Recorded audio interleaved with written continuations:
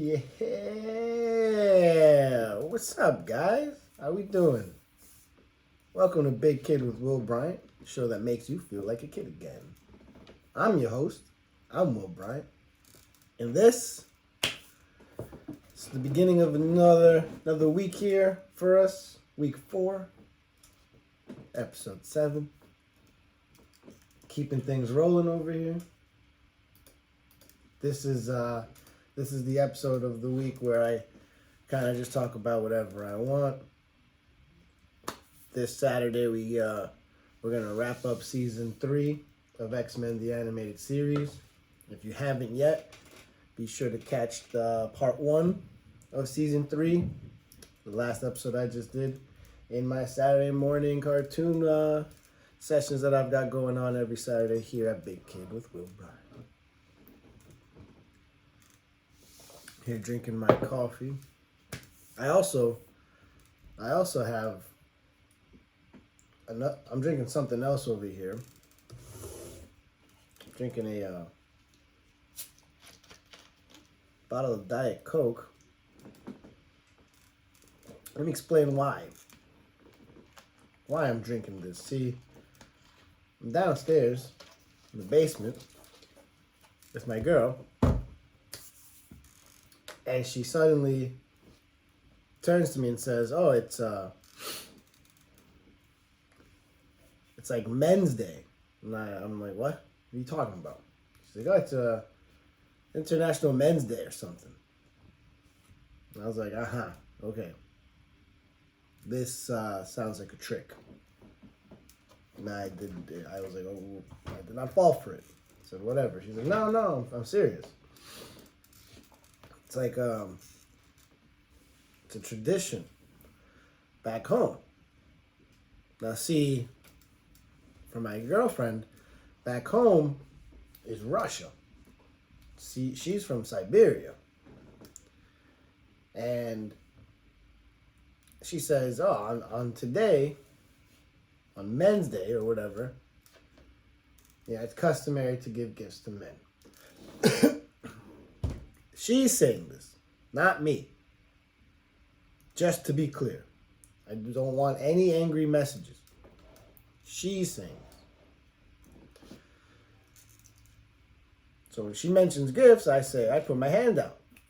I say, "Give me. All right, give me something." To which she replies, "Oh, well, you didn't give me anything for Women's Day." I said, "Well, when was Women's Day?" She's like, "Well, March 8th. So I was like, let me get this straight. I didn't give you anything for Women's Day, which hasn't even happened yet. You know, it's not often that a girlfriend may admit an error in her ways, but she saw she might have screwed up a little bit here. As I record this, in a couple of hours, we have to head out to her goddaughter's birthday party. And she had to buy a gift bag for the presents. And she came back with not just a gift bag for this little girl's presents, but when I came in to record this very podcast, I saw some gifts laid out on my table. And one of those gifts was this Diet Coke. Cheers. I know what you're thinking. That's all you get, Will? For whatever this day. By the way, not National Men's Day, or not even International Men's Day. Just to, before I get some other comments about how it's not even. I know. You know why? Because I Googled it. International Men's Day is November 19th. This year, that will be a Sunday, November 19th. What she meant, and she did kind of say this at one point, is that in Russia, it's known as Defender of the Fatherland Day. And that is indeed today, as I record, Thursday, February 23rd. Defender of the Fatherland Day. It marks the date in 1918 during the Russian Civil War when the first mass draft into the Red Army occurred in Petrograd and Moscow.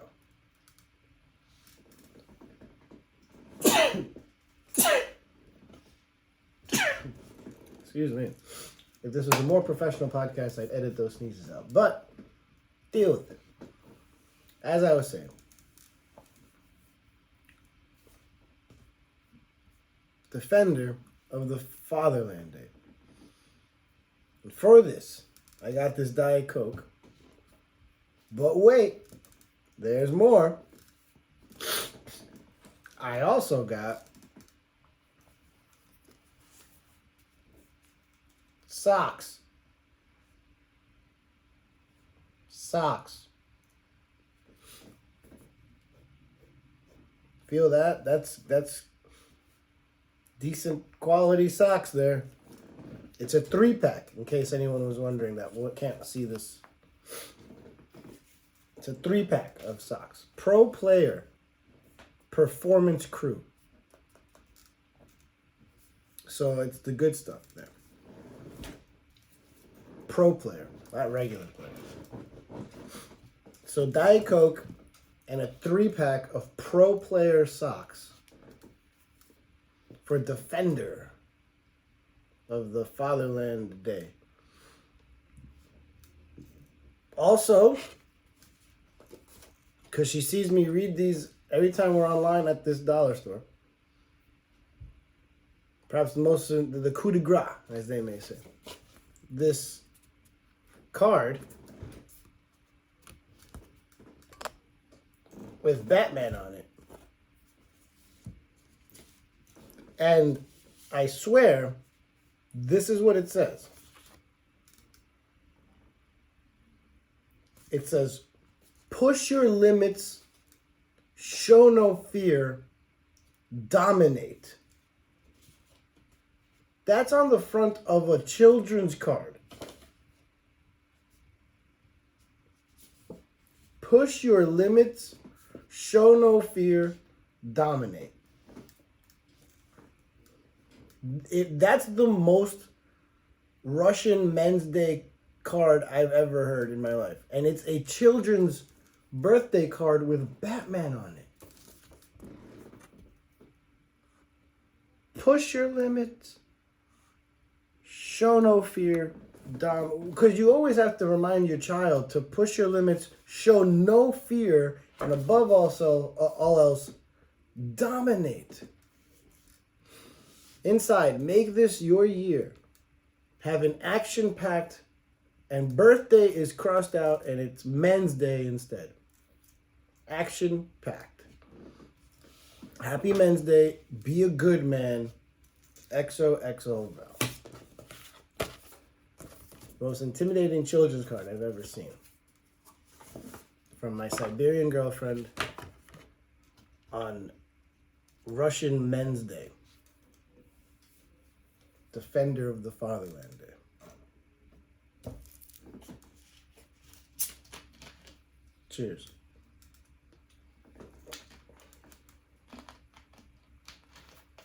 That's what all good men are known for.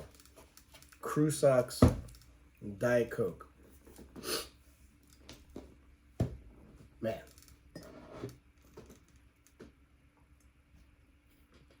You know, speaking of my Siberian lover over there, I recently bought her a video game for Valentine's Day, I guess, technically. Really, I just updated my credit card information so that she could purchase a video game she had already placed in my digital cart in my PlayStation account. If that doesn't encapsulate romance in 2023, I don't know what does. for Valentine's Day, on the 15th, that's right, for Valentine's Day, on the 15th, I updated my credit card information in my PlayStation account so that she can go ahead and finish purchasing a video game that was already in my cart. Maybe it was wish list, cart. Either way. She was happy, so, you know, all good here. Now, here's the thing. I think I mentioned something along these lines last week. I don't know if I mentioned what the video game actually was, and perhaps it wasn't by accident. See, there's a lot of controversy going around this said video game. That game is Hogwarts Legacy.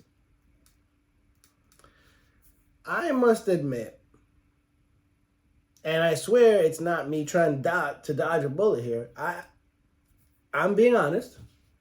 I'm not exactly a Harry Potter guy. Not a fan. I never read the books. I never really saw any of the movies. I remember I once took my little cousins to see one, I think, and I fell asleep, and we ended up watching something else anyways. I don't know. I don't really watch them. Not really into it. It wasn't until the holiday season of 2021 that this girl of mine that likes to buy me socks and Diet Cokes, I don't want to say forced me. I don't want to say made me. I don't want to use the phrase against my will. Let's just say we ended up watching every single Harry Potter movie from 1 to, how many are there? 42? Feels like it. From 1 to whatever. From Harry Potter 1 and the Goblet of Wizards to Harry Potter, Jesus Christ ended already, and The Prisoner of My Insanity because I'm going crazy. We watched all of them in order during the holiday season. Because what better way, see, my birthday is on Christmas, so what better way to lead to my birthday than to watch a series of movies that I don't care about? That's what it means. That's what Christmas and adulthood is all about, is doing what everyone else wants on Christmas, even if it's your birthday. So we saw all these Harry Potters. Still, the magic didn't sink in. Sorry. I think she wanted me to suddenly want to go out and buy the wizarding stick and make spells with her, like you know, what's the light one? Luminoso or whatever. Luminosity. I think she wanted me to, you know, buy a broomstick and play Quibi, play Quiznos with her. That stupid game. Quizball. I think she wanted me to fall and get a scar in the shape of like a lightning bolt across my forehead, accidentally. Or if not, she would be willing to carve it into my forehead herself in my sleep. Still, didn't happen. I didn't get into it. Doesn't matter. To each their own, right? She still loved it. Now, here's the thing. I've kind of been, because I'm not all in on Harry Potter, I guess I haven't been as tuned in to the the J.K. Rowlings of it all, shall we say. And I only kind of heard, but never looked into this this uproar about her being, I guess, or not, I don't know, being anti-trans, being not an ally of the movement, and I wasn't. I didn't really know about too much. I knew it was around, you know. I knew that it existed, but I didn't know it was to this extent until I started, I guess, looking into, or I guess hearing about the video game coming out.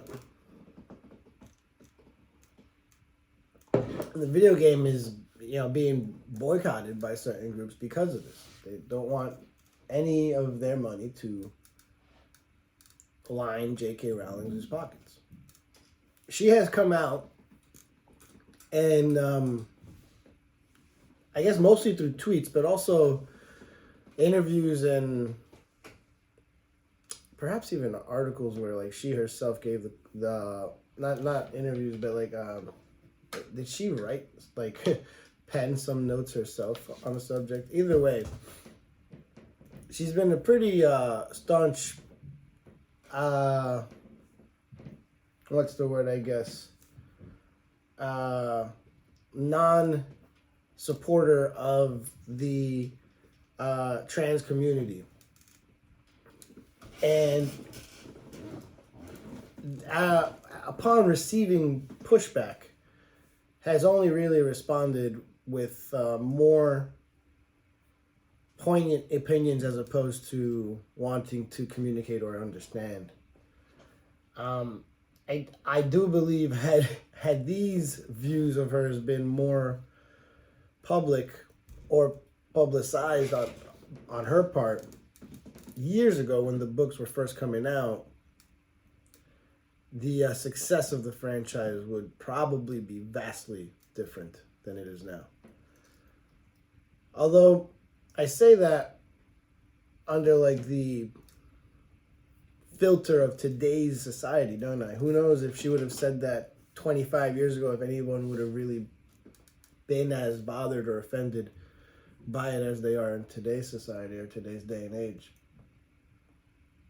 Either way, J.K. Rowling, after the book success, after the movie success, is showing some true colors, especially when it comes to the LGBTQ plus movement, and it's coming to light even more now that Hogwarts Legacy has been released.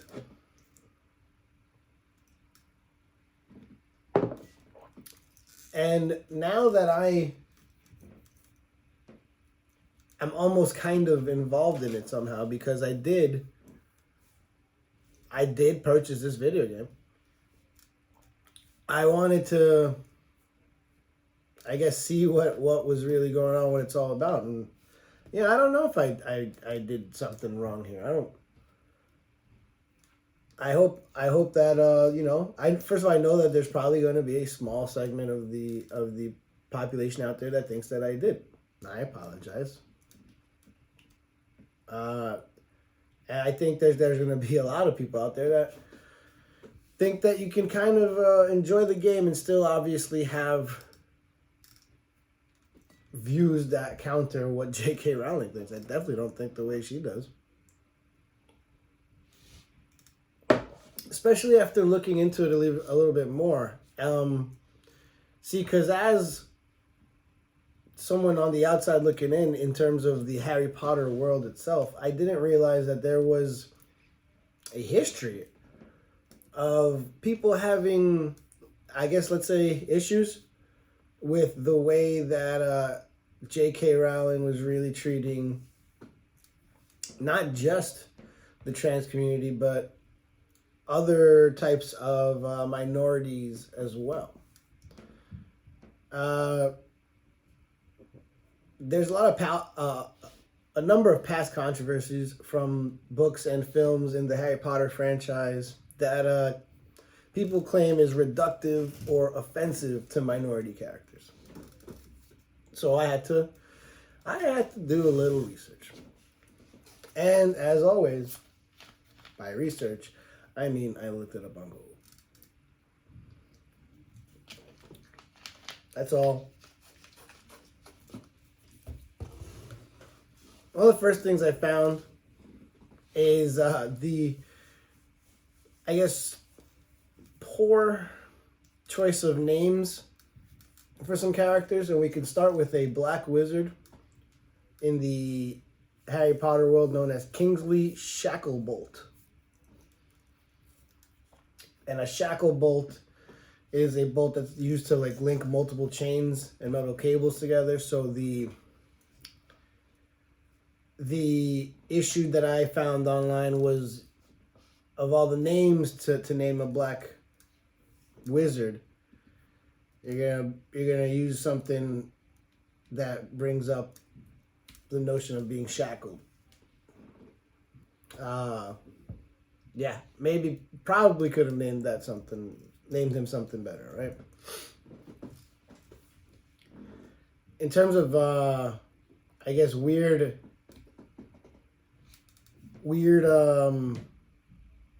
connections to slavery here in Harry Potter, there were house elves, I've learned. And these house elves were basically used as slaves in the houses, but were, okay with it. You guys out there that are bigger fans of the series, of the books, or of the show, or of the movies, can correct me, but this is what I read. There's even a moment where Hermione takes issue with the enslavement of the house elves, but is kind of taunted over it by the other kids in the house in Hogwarts. Again, correct me if I'm wrong, guys. There's an Irish wizard named Seamus Finnegan, and he keeps blowing himself up in these experiments or spells gone wrong. And the notion here has to do with alleged parallels to Irish and the IRA. I don't know if anyone else that I know made that connection, but it has been made by other people as they watch it. Apparently, also in one of the films, Seamus Finnegan once tried to change water into rum. And there's the obvious stereotype there of someone being of Irish descent and wanting to drink alcohol. I believe these portrayals were only in the films, whereas in the books he was intelligent and wasn't really blowing anything up. So I guess you can say J.K. Rowling actually wrote that one a lot less offensive than it came out in the movies, but there are people that say that she had a lot of creative control in the films for someone who only authored the books. Oftentimes when a book is optioned into a movie, the author doesn't really have much say in the final product on what happens. But that apparently wasn't the case with the Harry Potter films and J.K. Rowling. Apparently, from what I've read, she did have a good amount of say in what ended up on film.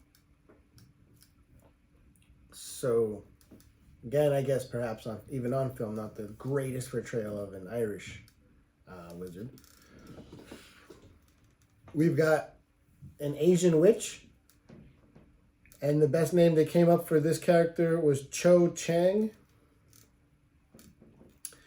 The issue here is she's apparently supposed to be Chinese, I believe. She's given a name of Chang is commonly Chinese, Cho is commonly Korean, can be Chinese, Japanese, and Filipino as well, from what I read. The other stereotypes here is that, of course, the Asian has to be a smart character. And I suppose Ravenclaw is known as the smart house in Harry Potter. And she was, of course, a part of Ravenclaw. I obviously can see why naming a character of Asian descent Cho Chang would upset some people. Perhaps not the most inspired name there. That brings me to a character in the video game. This is a trans character that a lot of people were mentioning, bringing up, noticing because of the controversy that I mentioned earlier with JK and the trans community. There looks to be a couple of steps that the makers of the video game perhaps were attempting, maybe not successfully, but were trying to make to, I guess, mend some bridges with the community that JK has alienated. And this trans character was supposed to be one of these bridges, one of these olive branches extended. And the trans character's name is Serona Ryan. I perhaps was not sensitive to it enough. I was perhaps ignorant. When I heard the name, I didn't think much of it. But upon further reading, I've seen issue taken with it in terms of it sounding perhaps a tad masculine for a trans character. More poignantly, the fact that they could have chosen any name and it starts with Sir, S-I-R. They wonder if it's meant to be intentionally insulting. Many people believing that it is. I can see it. Yeah, you pretty much could have. We're seeing a pattern here. If it was an isolated incident, I'd say, I don't know. But we're seeing a pattern here of poor naming and shoddy use of stereotypes. I mean, Kingsley Shacklebolt, Cho Chang, Sir Rona Ryan. And here we have a Jewish character, Anthony Goldstein. I wondered if that name was offensive to Jewish people. I actually know someone whose last name is Goldstein, but I don't know if just naming any character that would be a little derivative or something. J.K. Rowling revealed that Anthony Goldstein was a Jewish character after the fact during a Twitter question and answer session, kind of like an AMA or Ask Me Anything session, way back in 2014. And I actually saw that it was covered by a couple of news outlets, but actually, it mostly wasn't a big deal to a lot of people, but it was covered by a lot of Jewish news outlets specifically, like the Jerusalem Post, the Crescent City Jewish News. And when I clicked on these, they were kind of just reporting the news as if like, hey, we have someone, like there was no negative outcry towards it. Until I clicked on Haaretz, Haaretz, specifically in their Jewish World section, where the only pushback that they had against it was actually right in their title, and it said, despite its non-kosher name, Jewish pupil made Hogwarts his home. So there was at least one site out there that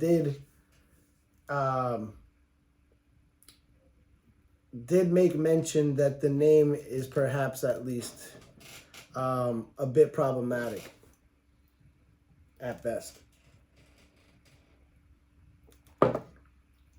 So this is, aside from the trans character, this has all kind of been established in the history of Harry Potter.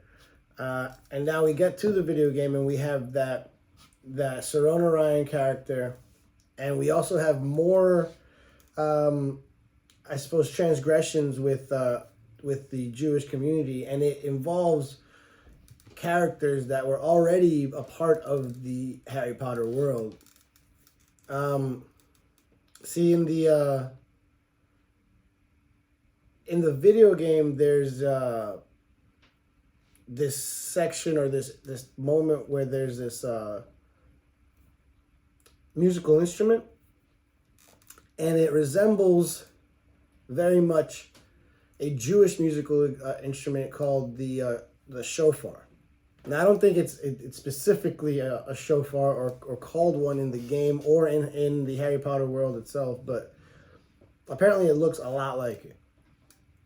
And in the Harry Potter world, this instrument is a goblin artifact that's described as being used by goblins during the 1612 Goblin Rebellion to rally troops and generally annoy witches and wizards. Here's the weird connection here. In real life, in Germany, in that same exact year, 1612, there was what's called a pogrom in Frankfurt. A pogrom is an organized massacre of Jewish people. So this instrument in the Harry Potter video game that looks exactly like a shofar, a Jewish instrument, was used during a rebellion in Hogwarts world in 1612, when in the real world there was an organized massacre of Jewish people in Germany, the most anti-Semitic country ever, basically. Weird. You could have chosen any year in your fake world's history and any type of instrument. You chose a Jewish instrument in a year where something terrible happened to Jewish people. And let's talk about these goblin characters a little bit more. These goblin characters in the Harry Potter world, now look, I saw all these movies, don't remember it, like half of this stuff. The goblins are the bankers in the world of Hogwarts or the wizarding world of Harry Potter. Obviously, that depicts another negative Jewish stereotype. And these goblin bankers were actually talked about by someone else on another podcast, just a little bit more well-known than mine. That man that talked about it is Mr. Jon Stewart, well-known for his show, or for a show he used to do, The Daily Show with Jon Stewart. He now has a podcast. He's had it for about a year or two, called The Problem with Jon Stewart. And a year ago, he actually brought up these goblins that I'm talking about right now. This is what he had to say. Have you ever seen a Harry Potter movie? Have you ever seen the scenes in Gringotts Bank? Maybe it's Gringotts. Do you know what those folks who run the bank are? Jews. And they're like, oh, that illustration is from Harry Potter. And you're like, no, that's a caricature of a Jew from an anti-Semitic piece of literature. J.K. Rowling was like, can we get these guys to run our bank? It's a wizarding world. We can ride dragons. You can have a pet owl. But who should run the bank? Jews. But what if the teeth were sharper? So see here in a very Jon Stewart way, he tackles a very serious issue with some jest. But he's not really joking here. He's mad that this caricature of Jewish people is what J.K. Rowling chose to depict here. The literature he's mentioning is this 1903 book called The Protocols of the Elders of Zion. And it's what contains these anti-Semitic caricatures. And for the sake of this podcast, I did Google some of that. And there are already people out there that will do the work for you and put those pictures next to the pictures of these Harry Potter goblins. And yeah, I definitely see the similarities there. So these goblin characters that are already established as this like anti-Semitic caricature, in the video game, believe it or not, one of the plots revolve around crushing a rebellion led by this oppressed race of goblins. The game is about keeping them in their place. And that's something else that people are very confused about. The whole point of Hogwarts Legacy is to crush the rebellion of an oppressed race. Apparently. I don't know. I've got to imagine that it's a better story than that. But you're talking to someone that has not played the game for a second. I bought it. I haven't played it for a second. Probably never will too. Not and that's not me making this like protest stand here. No, I often see my girl play a game and don't play it myself. I guess I'm the worst gamer ever. Do have a PS5 though. This is a weird one.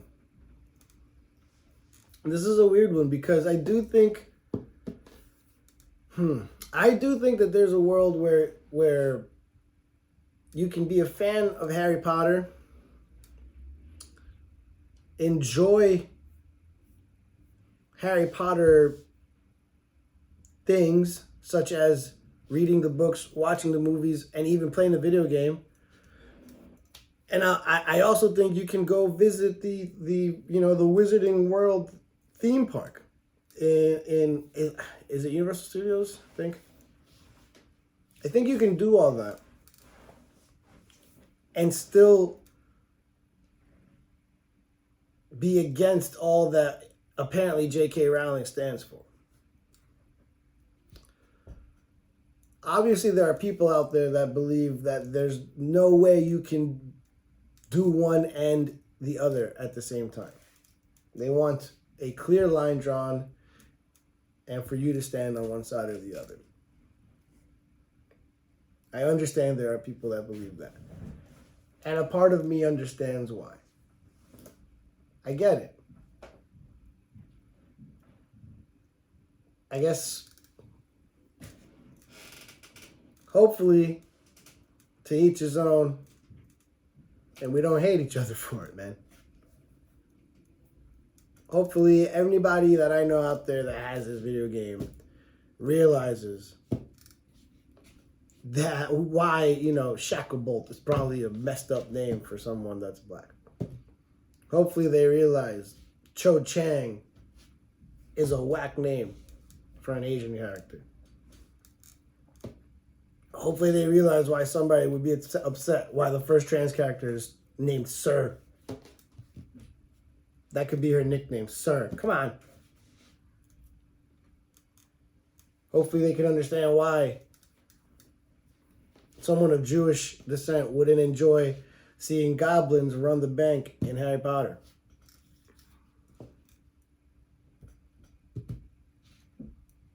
Yeah? Hopefully.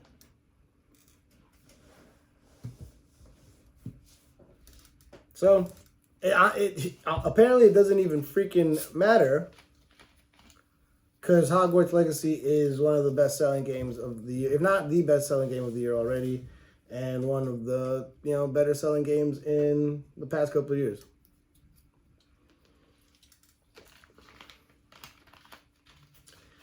So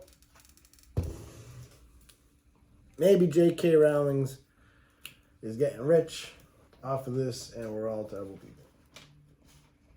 That's the case. My bad. I attributed to that. Well, that actually brings me to something that has nothing to do with what I just talked about.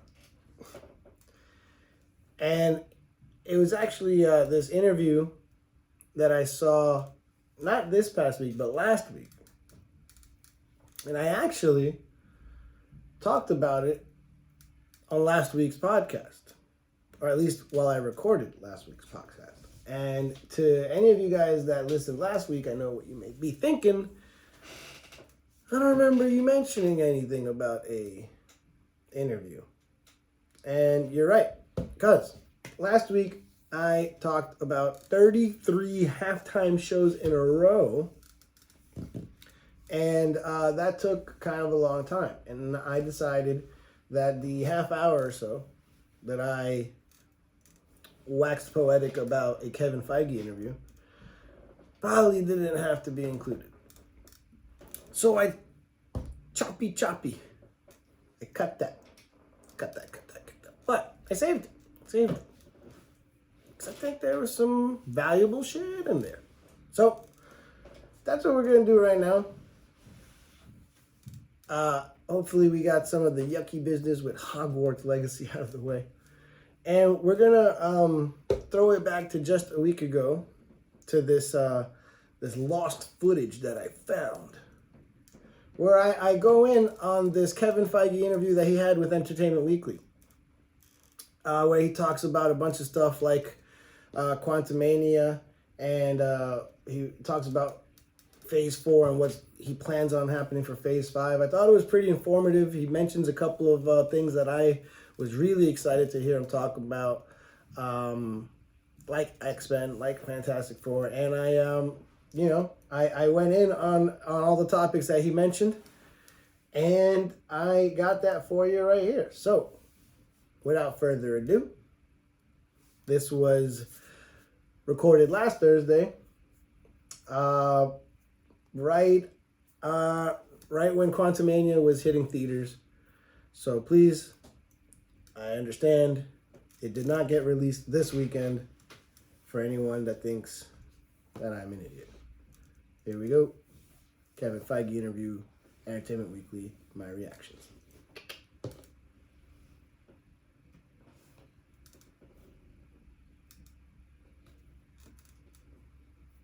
I guess here, I'll put that Marvel interview in, right? But you just have to look at me for a little bit as I give myself time to record my outro.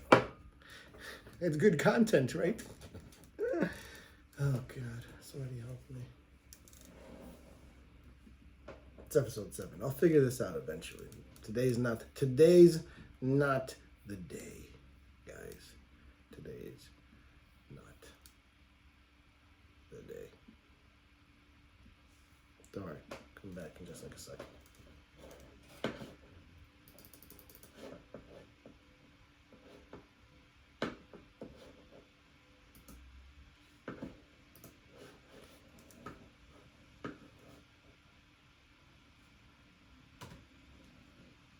All right, guys, that was me going in on that Kevin Feige interview. Hopefully you guys enjoyed that. Seemed like there was some juicy stuff in there that I wanted you guys to hear, and just didn't want to make my halftime episode freaking 3 hours long. It's not like we're watching Avatar over here. Although Avatar is like only 2 hours and 49 minutes, and I definitely can have a podcast that long sometimes. Speaking of, y'all know I just saw Avatar for the first time ever last night. Ever. I never saw it in theaters, never saw it since then, saw it last night for the first time ever. I loved it. It was great. I loved it.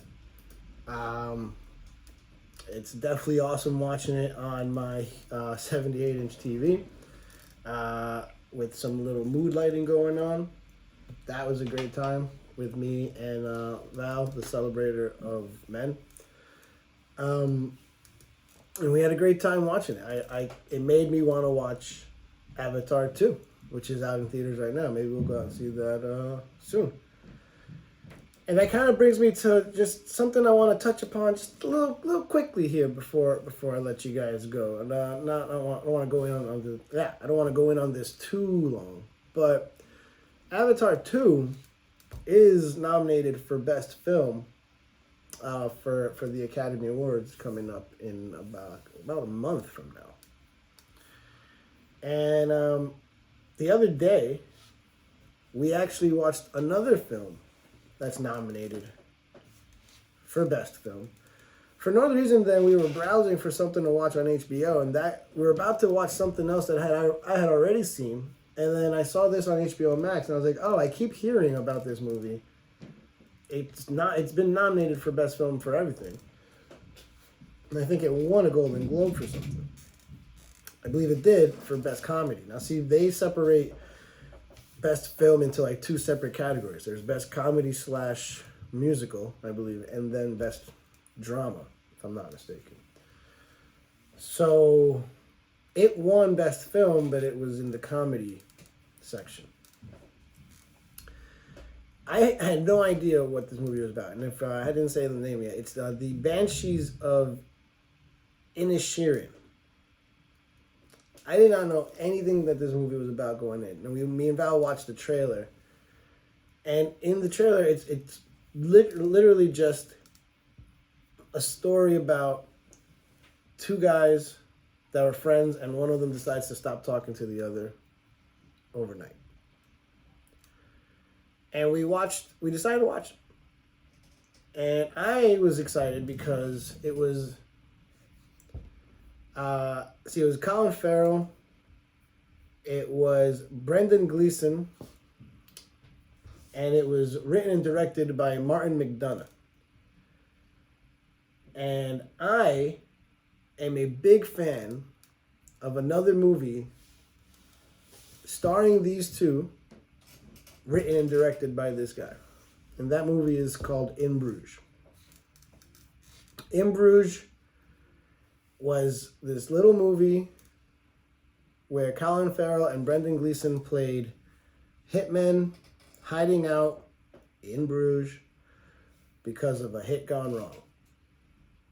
And it was a dark comedy, just like this Banshees of Inisherin was. It had this very similar tone, very similar wit, and early on, I was all in on Banshees of Inisherin just because I loved the style. I was already a fan of that style thanks to In Bruges. And it's weird. I keep, in this podcast, I talk about all these movies that involve saving the world and the fate of humanity and traveling galaxies.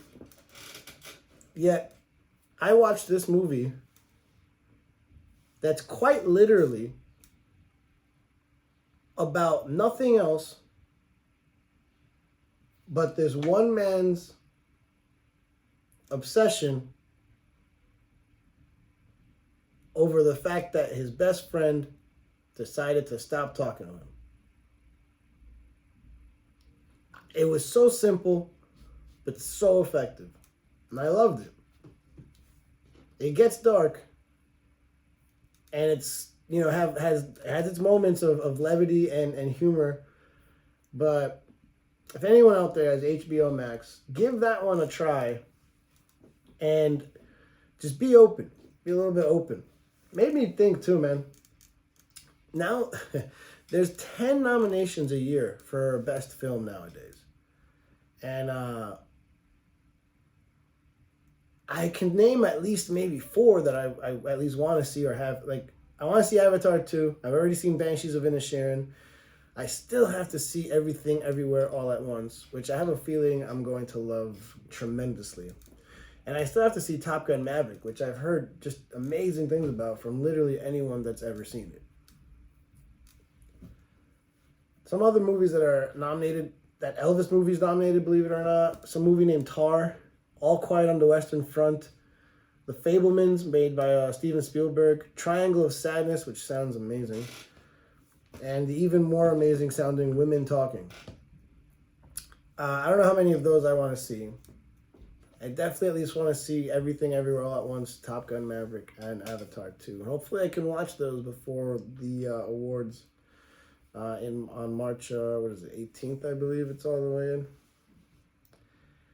Anyway, that's all I really wanted to touch on was these films and the awards coming up. I don't really care about awards, to be honest with you, but I do feel a little happy when a movie I actually liked does well at one of these things. So, I'll watch Top Gun. I'll watch Everything Everywhere All at Once. I'll watch Banshees, or I have watched Banshees. I'll watch Avatar, and if I liked any of those 4, or if I like any of those 4, I do like Banshees. So if I like the 3 I like Banshees, then I'll be rooting for them. I wonder if you guys have seen any of these. I think a lot of you have probably seen the first Avatar. It took me years to see that. Don't worry, it won't take me that long to see this one. Yeah. But either way, I don't even... yeah, Banshees of Inisherin, not a very kid-friendly movie, so definitely for all you big kids out there, give it a shot. That's all I got for you guys. Be sure to rate and review the show on Apple Podcasts. Follow me at I'm Will Bryant. That's 3 words. I'm Will Bryant. It's the same on all platforms: Instagram, YouTube, Twitter, TikTok, Twitch. You can even send me any emails at imwillbryant@gmail.com. If you have any questions or feedback or want to call me any names, it's all good. Tune in this Saturday when I come at you with part 2 of season 3 of X-Men, the animated series. Really excited to wrap up season 3 here, where we've already gone into the Phoenix Saga. Now we get into the Dark Phoenix Saga.